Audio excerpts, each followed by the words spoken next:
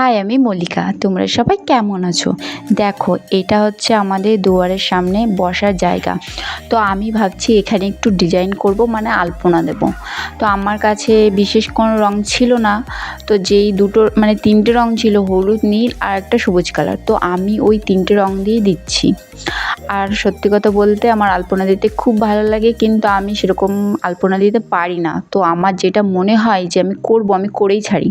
তো আমার মা বাবাও কিছু বলে না, কোনো সময়ই বলে না।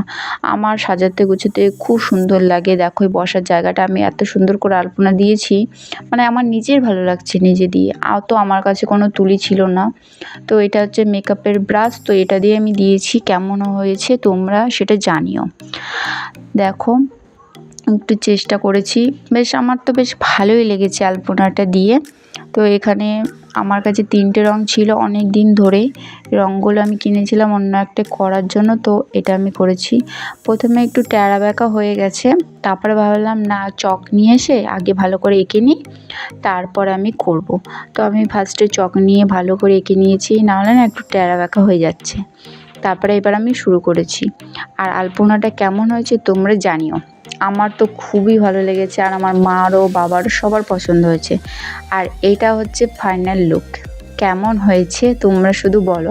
আমি ডিজাইন কিন্তু সেম রাখার চেষ্টা করেছি, আলাদা আলাদা ডিজাইন করলে আবার একটু বেশি ঘিজিমিজি হয়ে যেত। তাই আমি সিম্পলের মধ্যে মানে এটাই করেছি। আমার এটা ভালো লেগেছে। তোমরা জানিও কেমন হয়েছে। টাটা।